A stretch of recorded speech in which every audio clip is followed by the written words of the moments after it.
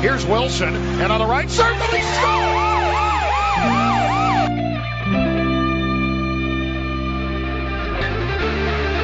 Rebound loose, wild scramble in front, score! Ovechkin with a buzzer beater! It'll count! And the hat trick tonight, number 21,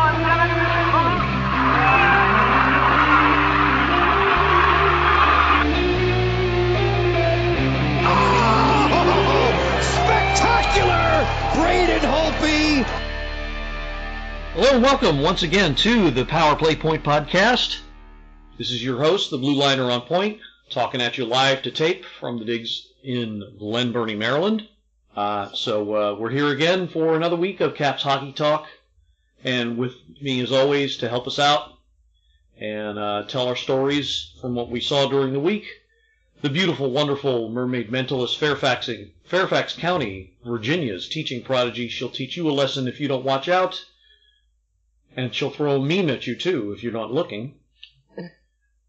Anna Knox. Yeah, greetings. How's the Monday going, Gil? It's going. I did my half shift at work for OT so I can have money in my pocket. And I'm done for the day. Good. Good. So and you're off tomorrow. I are off tomorrow, yes. Sweet. And That's good. Yep, we're heading into the holiday. And yeah, got lots to talk about.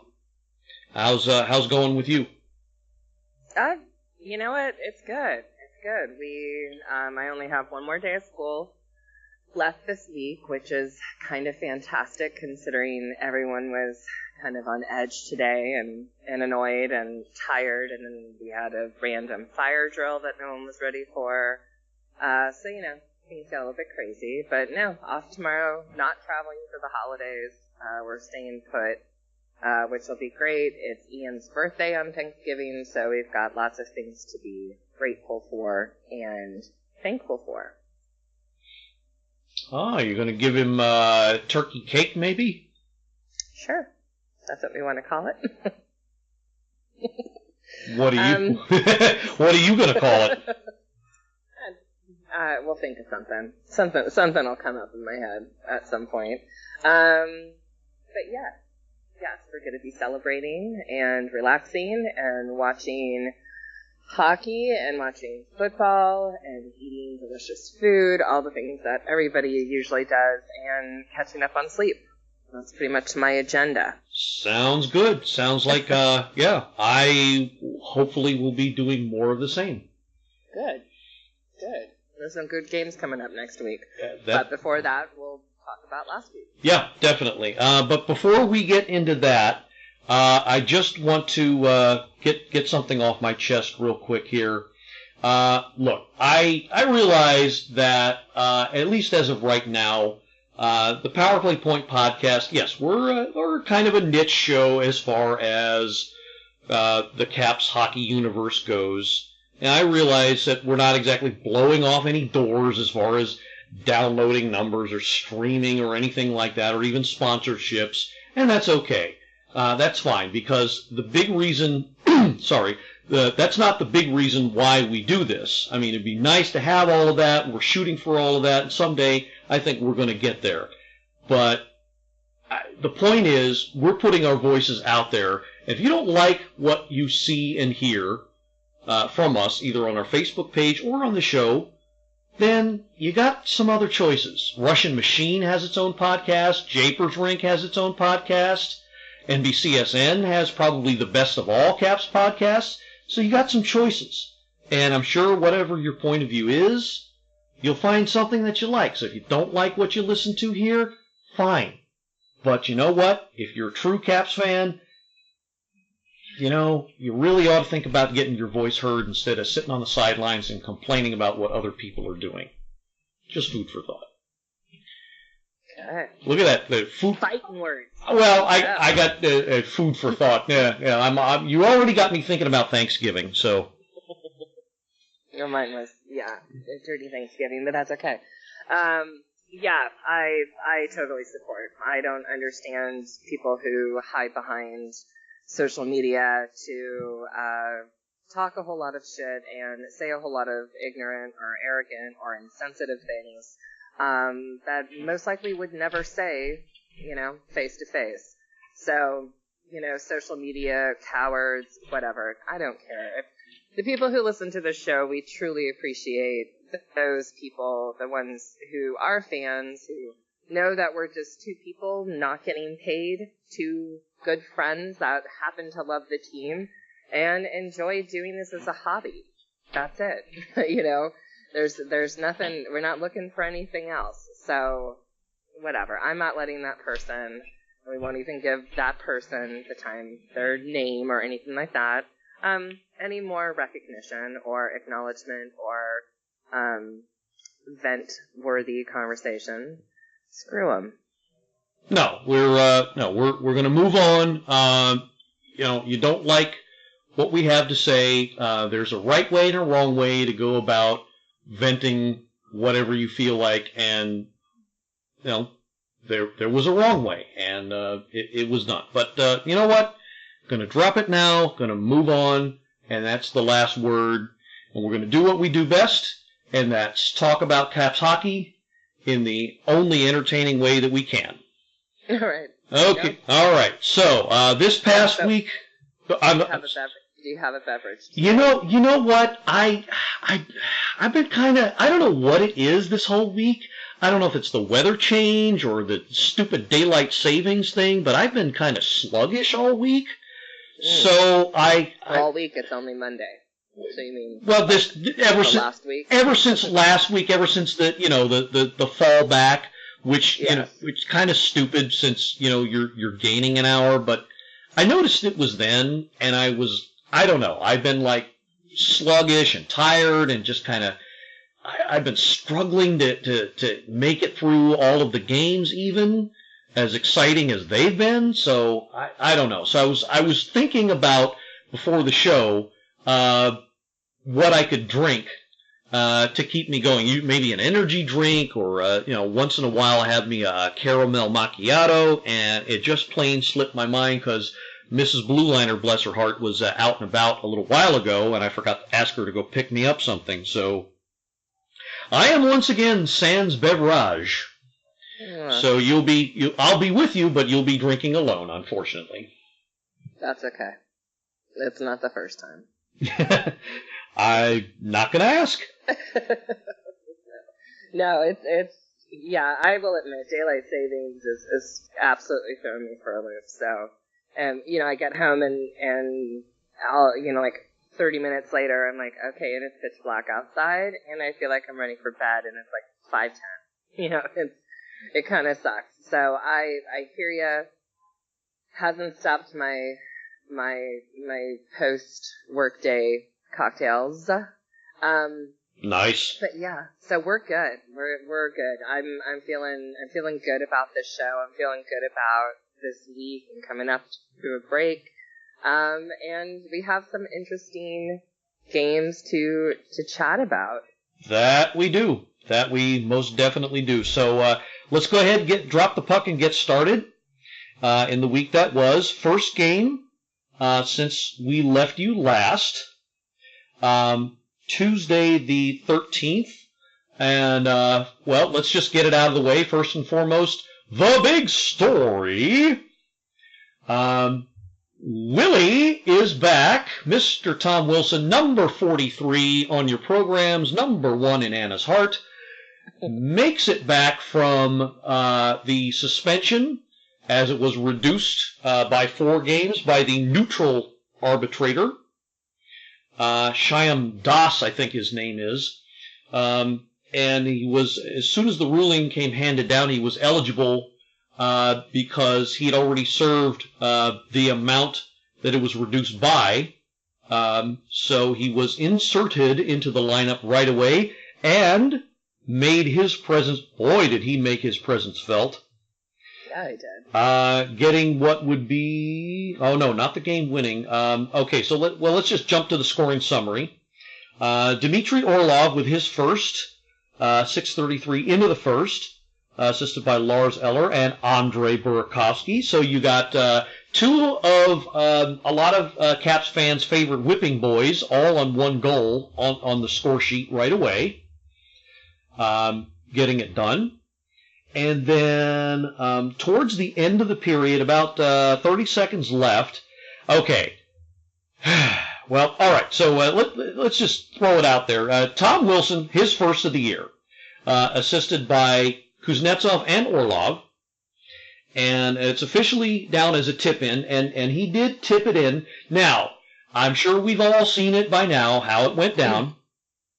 But how to describe the play? Well, Tom Wilson, as he is known to do, went charging the net at the time, charging to the net, and he was followed by I forget who it was. I'm thinking it was Eric Stahl.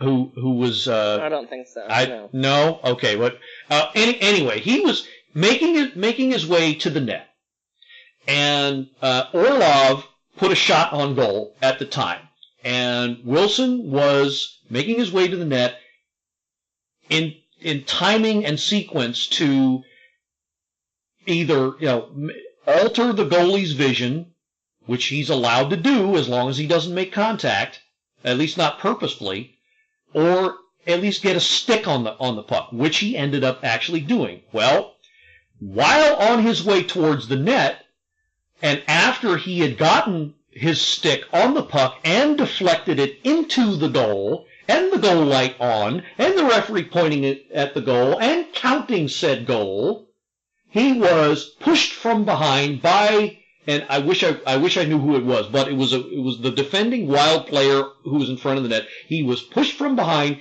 into goalie Devin Dubnyk, knocking him into Dubnyk with such force that the goal net came off. So, and the stupidest thing about all of this is that Tom Wilson not only got credit for his first goal of the season, he got his first 2 penalty minutes of the season on the same play. It's fucking unbelievable. Fucking unbelievable doesn't barely covers it. Officially, it is listed as goalkeeper interference. And okay, so if you heard how I just described it, okay, the contact was not made until he touched the puck and the puck went in the net and the goal signaled and counted. So how is it goalkeeper interference if the goal had already been scored? Oh, I can't even tell you. I mean, I feel like I was blowing up Twitter with fuck this kind of stuff. Like, I think people who were watching this game, this matchup in particular, whether you're a Caps fan, whether you absolutely hate 43, which I know there are a ton of haters out there, that I don't want anything to do with, but whatever, who have to look at that and just say, what the hell? What the hell was that? Like, and how does that, speechless. I mean, it really truly was, the only saving grace out of this entire situation was, well, two. One, that he was able to play that night because the suspension was reduced. Thank God. Well deserved. He looked hot on the ice, and that was great. Second thing was that it was a win in the end for the Capitals. Had it not been, it would just, you're just kind of shaking your head, like, what just happened? Now, let me ask you, if it is at that moment, so Wilson scores, it counts, then we turn around like a second later and he's got the 2-minute penalty. Can Todd Reardon challenge that? No. What the coach's challenge is for would affect. Well, are you asking had the goal not counted? Could he challenge it? No. Because under the, and I could be totally wrong, so absolutely tell me if I am. I'm under the impression that the opposing coach could challenge whether or not it's a goal, and that's that. But can a coach like Todd Reardon, could he ever challenge a ref who is giving the 2-minute penalty to a player? Challenge a penalty? No.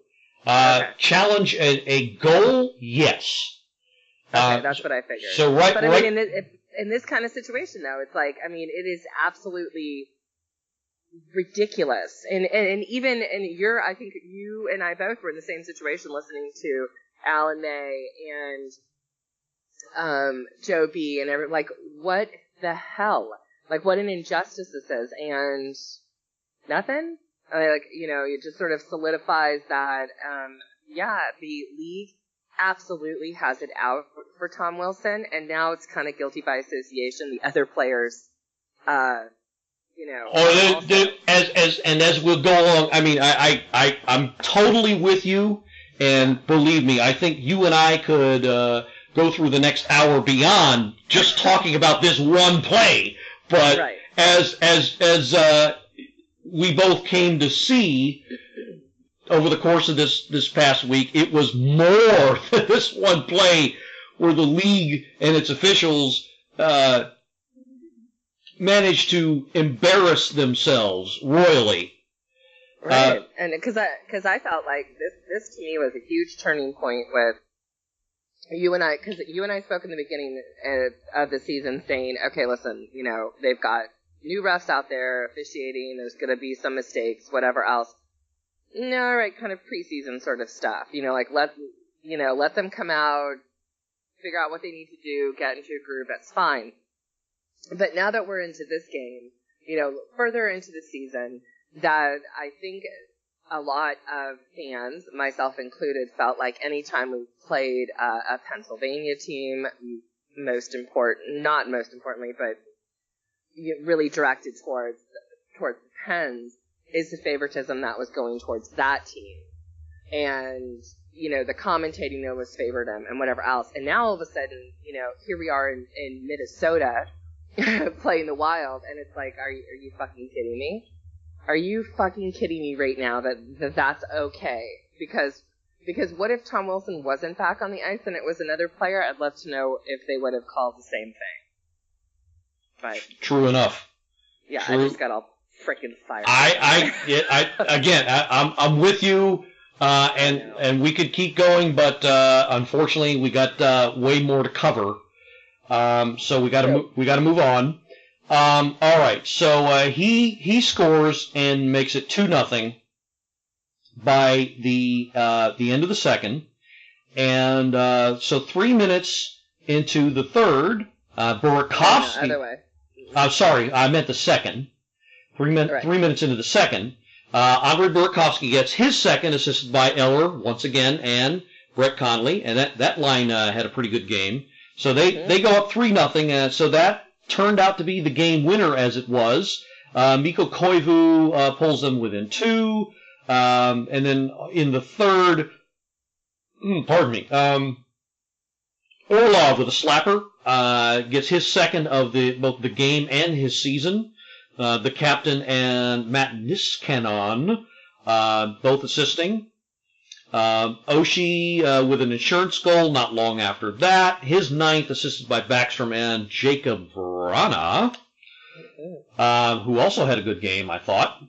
And Matt Dumba ends the scoring completely. It's a kiss your sister goal. 14:08, making it 5-2. Deflection on a power play. And that's how it would end. Here are the vitals. Great game. I don't think anybody really had a horrible game. There were some standouts, as I mentioned, though.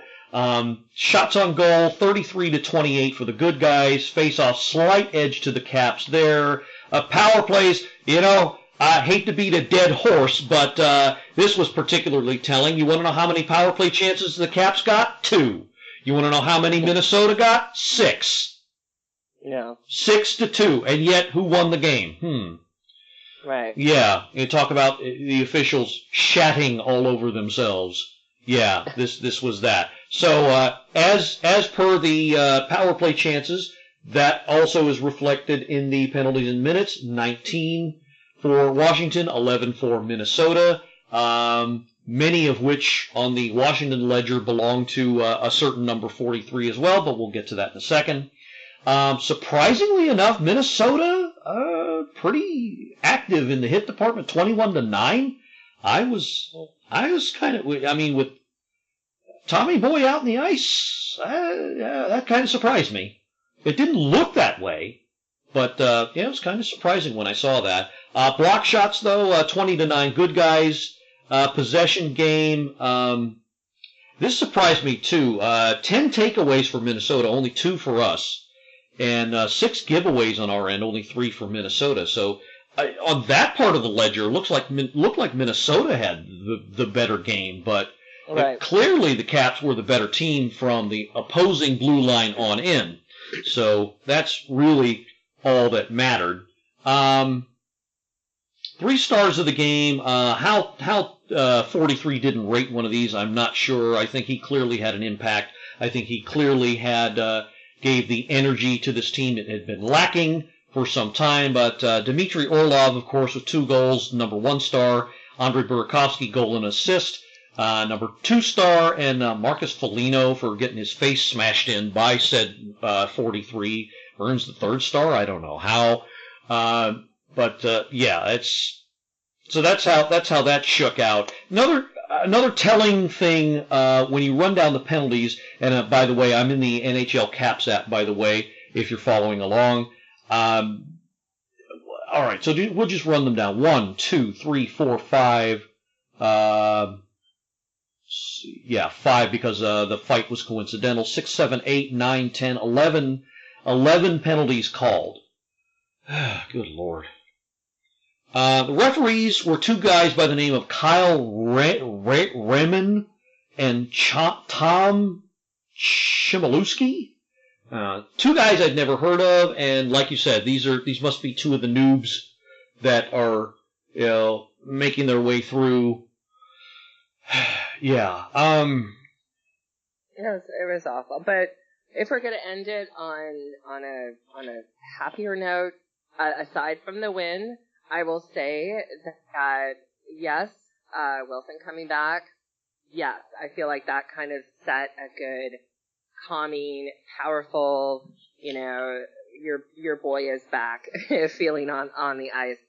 But I will say that this is exactly what we needed as fans to see from number 9 and number 65, because we were, I'm thrown under the bus because Orlov bugs the shit out of me almost every other game, and Burakovsky frustrates the shit out of me on almost every other game because I see so much potential in him, and he's not fulfilling it, he's not showing it, he's it's that mental block, whatever it is. So this is a great opportunity. 2 goals for Orlov and the assist and the goal for Burakovsky to say, okay, listen, regardless if Wilson's back in the line, these guys had it in them, and they just needed to kind of, get over the hump, get back to that, yes, I know what I'm doing, yes, I can score, stop doubting yourself, quit overthinking, on and on. They looked great, I thought, on ice. They were physical, they were fast, it was good. You mentioned Jacob Vrana looked good. So I thought this was an exciting game. I do have one question though. How is it that we talked this entire, we got the 60-minute wrap up. I know this game is going on much longer than we wanted it to. How did I miss Braden Holtby getting an upper body injury? Good question. That was, let's see. Well, I think it was in practice, I believe. I'm trying to figure out where that happened. It It had to have been. It pretty much was. It was diagnosed Wednesday morning. So I don't know. It must have been after the game, after that game, and of course between then and the next one, which was a back-to-back on the Midwestern road swing that they had. The next game was against Winnipeg. That quite of an eventful game itself. But yeah, what I heard was apparently it happened in practice. So he had to sit out that game, and they were forced to utilize an emergency goalie for that next game. Interesting fact about him. I'll get to that. There's a nice tie-in into the Farm Report at the end, so I'll mention that then. But Felix Copley was forced to start again on a back-to-back. He had gotten the start and the win in the Minnesota game. He was forced to start the next game against Winnipeg. Unfortunately, the momentum they got in that game the night before, unfortunately, did not carry over. This one started okay, much better. Jacob Vrana opens the scoring 13 minutes exactly into the first, assisted by Bowie and Orlov, and it looked like they were going to roll again, and then they just ran right into a Winnipeg team that just, wow, extremely physical is best I can say. And yet, in the hit department, only slightly out-hit the Caps 15-13. But the guts of it is they lost that game 3-1. The wheels came off in more than one way. There were two major injuries in this game, and I dare say that what ended up happening was.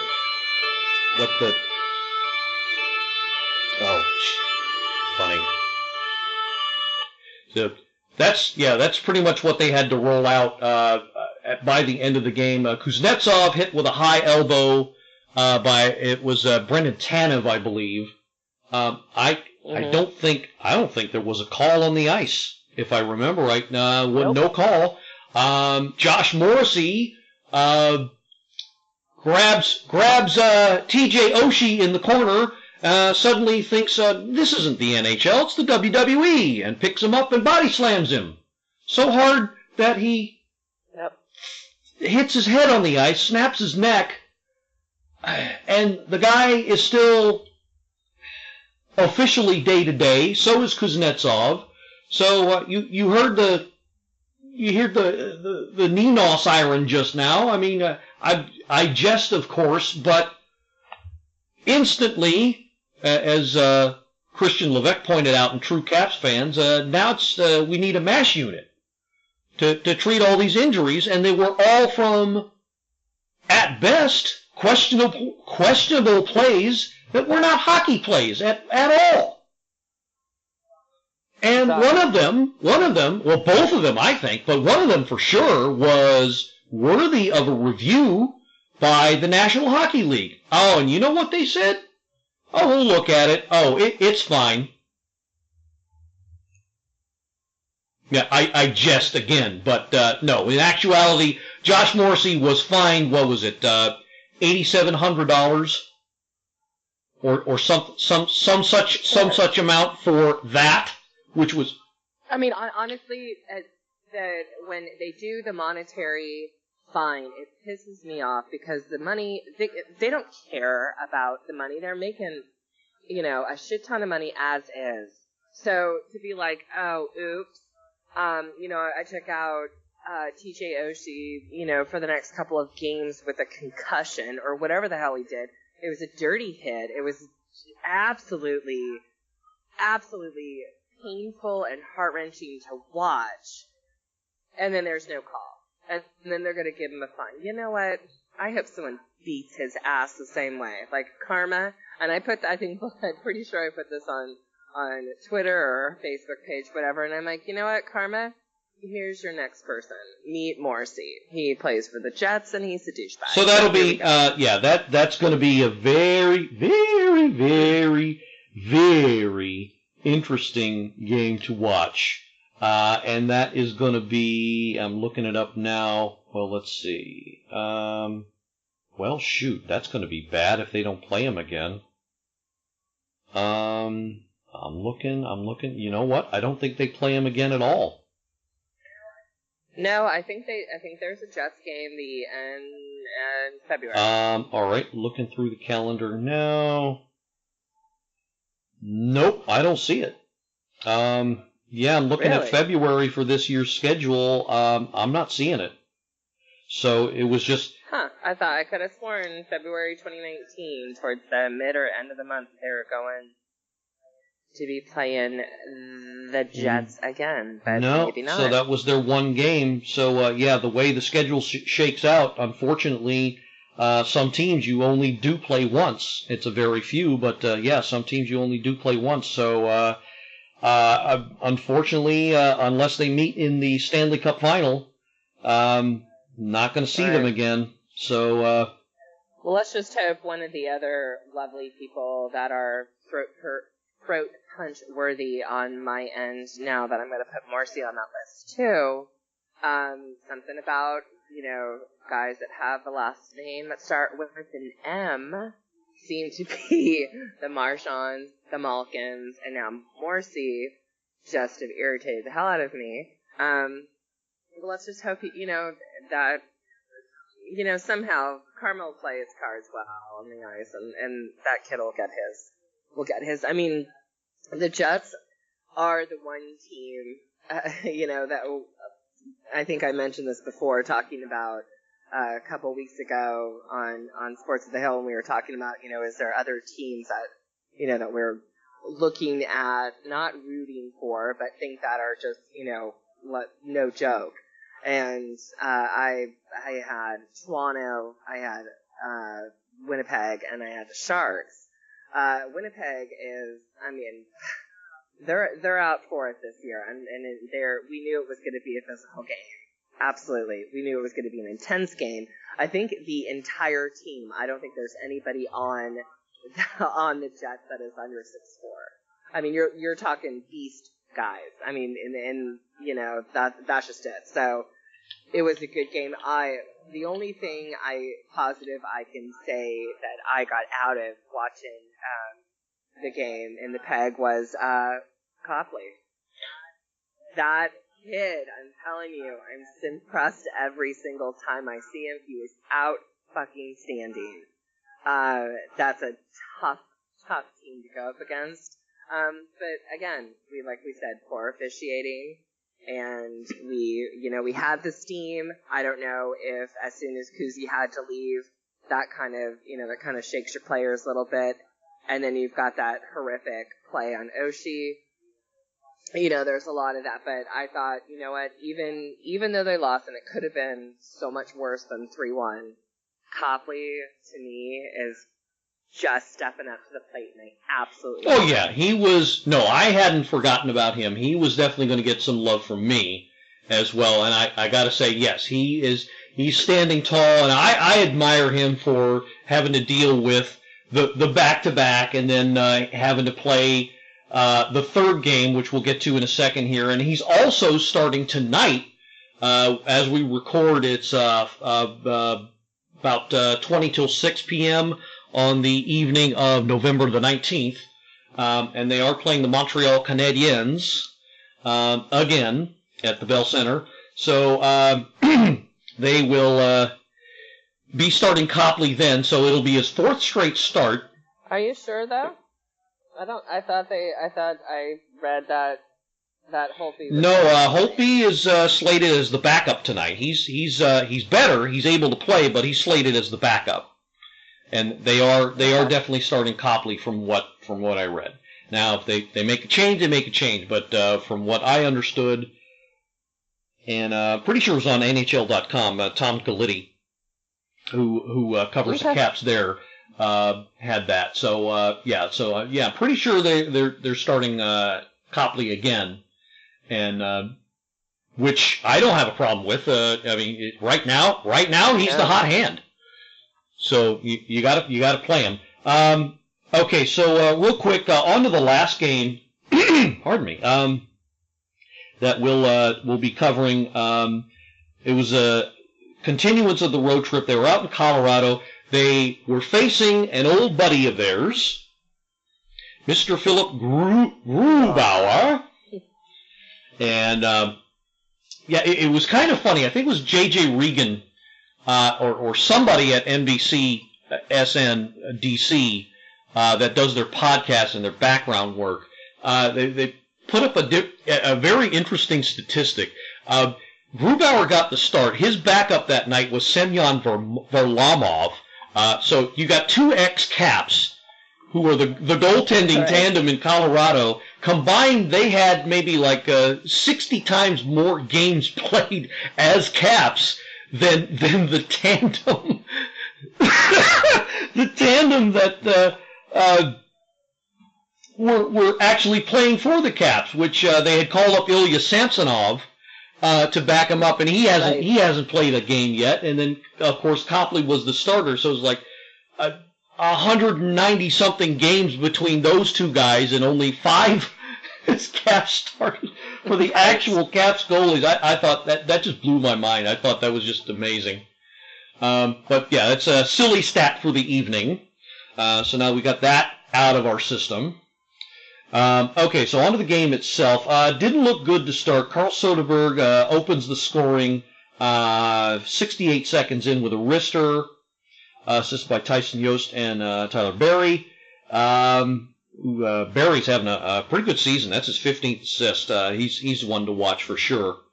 But then so moving on to the second, 8:55 into the second. Okay, so I mentioned whipping boys, Orlov and Vrana Orlov and Burakovsky in particular. Sports on the Hill, of course, you can capture Anna's golden tones there and Caps Talk in the first segment there, 7 o'clock tonight. As you're listening to this, it'll be over with, though. But Robbie Gross and I, from Sports on the Hill, we're kind of doing a back and forth, and true Caps fans are like, those two guys we've been giving a lot of grief to, but they're coming out. So you talk about guys that, were kind of taken to task for not getting results. I think DSP was one of them, but he comes through with his third to tie the game. So fourth line fortitude here. Smith Pelly with his third. Chandler Stevenson and Travis Boyd on the assists there. So some fourth line magic again to tie the game. Then, let's see, in the dying minute and a half of that period, the captain puts them up with his 13th, assisted by Backstrom and Tom Wilson, who got his assist, which, had he gotten it in the Minnesota game, he would have gotten the old Gordie Howe hat trick, so better late than never. So that puts them up 2-1. Colin Wilson with his 5th for the Colorado Avalanche ties the game, and lo and behold, we go to the 3-on-3 overtime. And yeah, I don't know, the teams were kind of, I don't know. I was thinking long road trip. The guys are going to run out of legs. I was really, really wary of what would happen when I knew it would go to overtime. And I don't know. What were you thinking, Anna? I was going to say, here we go. I didn't feel that way. And I will say that I didn't feel that way because I felt like there was so much anger and frustration with the officiating in, the previous game, knowing that they were going to go into this game without 77. Kuzi's out, Holtby's out, everyone kind of wants to just be like, holy crap, our top guys. But this team, managed to rally and kick ass, and was it their best game? Of course not. But they came together, and they did not stop. So when they knew that they were going to go into this overtime, they could have been like, okay, listen, well, we're short guys, and, we're tired. But I was like, no, absolutely not. They're going to come out on top. I don't care how much time it was going to take. And amazingly, it only took 22 seconds. But to me, like, that was it. That's what they needed to see and to leave, to get ready to come up to this next week of intense games that are coming up. To rally to know that they can do it. And so I was like, bring it on. It's all good. I felt good. Yeah. So and I was concerned, but as Anna just mentioned, faster than you could say, ich werde ein Ziel gegen dich erzielen, Herr Grubauer. No. Which means I will score a goal on you, Mr. Grubauer. Nicholas Backstrom put it away 22 seconds into the overtime period, and comes away with the spread eagle feathered W. That's my version of the WTOP. They say the curly W every time the Nats win. So the spread eagle W for the Caps in overtime. Okay, can we not call it? Why not? Like, you got something against being spread eagle? Oh, I don't know. I don't know necessarily if we have to consider it as. Well, I don't know. I mean, I guess you could consider it a win. You could probably consider it scoring. Definitely. But I'm gonna go with it. I'm gonna go with it. And we do. We have a spread eagle win. Spread eagle W for the win. And sure. Sure. Well, I mean, come on, 22 seconds. I mean, some of my dates didn't last that long. That's true. I was gonna say. So you may have a personal connection with that. I don't, but thankfully. But that's okay. So 22 seconds. He's that silent killer. You cannot help but absolutely love Backstrom and his skill and the fact that he doesn't need the limelight. He doesn't need to showboat. He doesn't need to fight. He's just on the ice, exactly where he's supposed to be, and he's absolutely on target every time, and I love it. And so, good for him. And you know what? 22 seconds. It's like, so great. Enough time for it to, kind of calm down a little bit, get in position and shoot. To just be like, yep, and, we're out some of our top players, but we're still awesome. So, screw that. Anna, I think you described it very perfectly. It was, but besides the screwing of the Avalanche that gets us the spread eagle W win. No, seriously though, it was next man up, and it was exactly like you said, a great effort, a lot of digging down deep of guts, and dare I say, I think this was something of a statement win. It looks good. I think hopefully, some of the guys are going to get some rest after this one, and they're going to wind up the road trip in Montreal tonight. But I think this is something they can put in their pocket and just pull out when they need to, when their character gets questioned. So that was the week that was in Caps hockey. Okay, so all right, we're rapidly approaching the end here. So we got one more segment to go, and I hear the music, which means we are going back down on the farm. Okay, so which of course means a visit to our chocolate soldiers. Report courtesy of listener Don Maclaren. Sorry, Don. Who worked very hard yesterday and this morning on this. And so, real quick here. Okay, so it was a back-to-back this past weekend, Saturday and Sunday, against the Cleveland Monsters. And as one win, they split it, 1 win, 1 loss. First game, they rolled 6-1. Scores were Scarbosa, Walker, Barber, Megna, Gersich, and Ness. Literally 6 different goal scorers on the goals. So, and hopefully a lot of those names, if not all of them, sound very familiar, having a pretty good season. So the goalie for that game, since Ilya Samsonov had to be called up, was Parker Milner from the South Carolina Stingrays. He started both games, and let's see, I'm sure he mentions the shots, but I can't find it, so we'll skip it. Now, the next game, let's see. Oh, okay. Milner stopped 30 of 31. And, he even factored in on a 1 goal by getting an assist. Now, next game, not so much. It was a 5-2 loss to Cleveland. Just wasn't their night. A lot of penalties in this game. Bears went 9 for 9 on the penalty kill, so if there's a bright spot, it was that. That was the first game. So 7 for 8 on the next game. Just wasn't their night.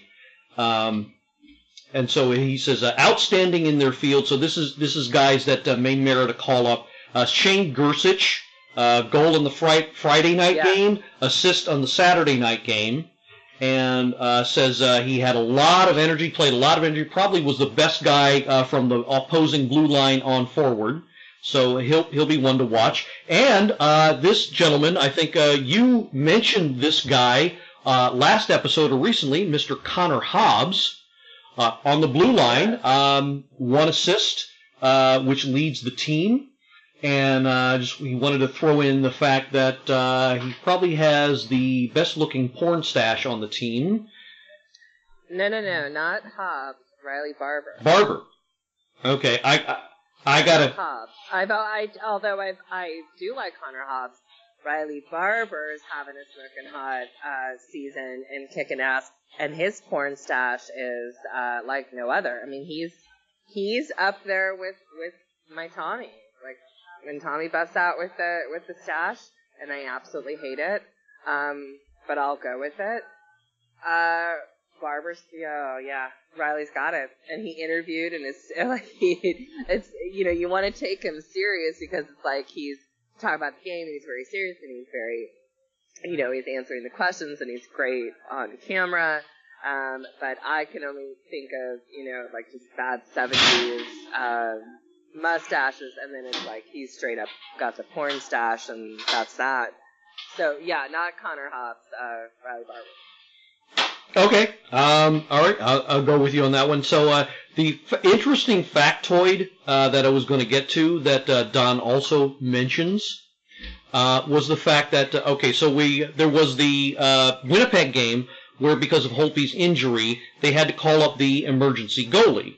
And so because they were in Winnipeg, what they did was they called in the services of one Mr. Gavin McHale, and who he is the goaltending coach for the women's team at the University of Manitoba. Now, the interesting factoid about Mr. McHale, at the University of Manitoba, where he coaches, that is the alma mater of our Don Maclaren. It is. It is. Yeah. So, which is awesome. But I'm not Don. I'm not taking away from your connection. But how can you not just love and respect Gavin McHale after that game, even though he wasn't out there? But just the fact that he was humbled and appreciative, and couldn't say enough things about how awesome the Caps players and the organization were in having him. Just one of those moments where you're like, fuck yeah, I love being a Washington Capitals fan, and this is why. And so I would love to see more of Gavin McHale, not because I want to see any of our players. I don't want to see any of the goaltenders injured. God, no. I just hope that guy gets, something good his way. Not that, he doesn't have it with the female team, because they're like the number one ranked team, and he seems like a kick-ass coach, but he just seems like he's just got such a great vibe, and he's freaking huge. I think he's like 6'6". 6'7" is what I heard. Yeah, and I mean, and that's so, and he's huge. But the fact, they're like, what are you gonna do with your jersey? He's like, oh my god, if I get to keep it, I'm gonna frame it. And in the candy store, when Alex Ovechkin comes up to him and he's like, hi, I'm Alex Ovechkin. He's like, oh my god, I know who you are. Oh. And I said he probably didn't have the, ovary explosion moment I had with Wilson when I met him. But there's still probably a little bit of a bromance moment of like, oh my god, it's Alex Ovechkin. But I thought he was great. It was such a good story. So I'm glad that we're ending things on that note. And thank you, Don, again, for all the Hershey Bears updates. I lagged in returning his messages, and I apologize for that, but I truly appreciate it. And yeah, it's great to see, Barber and Hobbs and Shane Gersick and like all those names. I want to keep hearing them again and again because I think that they've got so much potential. Absolutely, I couldn't agree more. And want to give some love to Mr. Maclaren myself. Don, you work very hard on these reports. I know you probably cringe when we whittle them down to what little we do say, and it's only because of time. We're very limited in our time. We want to keep things down to at least under an hour, if not 45 to 50 minutes or so, which we're rapidly approaching now. But Don, just want to publicly say we're humbled and awed by your work and your effort, and it's thankless work. And I know you watch these games very closely on Top of the Cap, so I just want to say on behalf of Anna and all the other listeners for that matter, thank you so much. This adds a great dimension to our show because these guys literally are the future of the Washington Capitals. So want to thank you again publicly on the show for your tireless work as far as that goes. Okay, so I think that'll do it for this episode number 85 for the Power Play Point podcast. Anna, did you have anything else you needed to get out there? Okay, fair enough. So it is still November or Movember. Movember being focused on men's health, and of course November we still are doing Hockey Fights Cancer. So do please pay attention to that. Pay attention to the offers from the NHL store. Whatever you feel like donating, nice holiday gifts you can pick up there. And the proceeds, of course, go towards Hockey Fights Cancer for cancer research, cancer of all types. Right. And does that include the socks I want of the hockey fight? Good question. I'll have to look into that. Okay. So again, and Anna's putting it out there. If you want to get Anna a gift, that would be a nice pickup of that. So the socks, of course, with the players' pictures on them.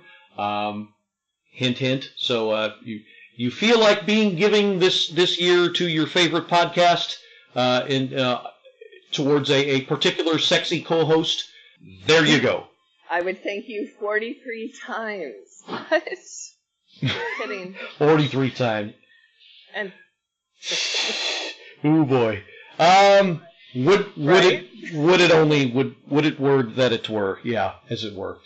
Okay. Well, all right. So we've definitely come to the end. So for Anna Knox, this is the Blue Liner on Point signing off, and reminding you that. Oh wait, hold on. I'm getting breaking news here. Washington Capitals forward Tom Wilson was spotted going into a local place of worship and initiating a prayer position. Looks like the Department of Player Safety came and picked him up.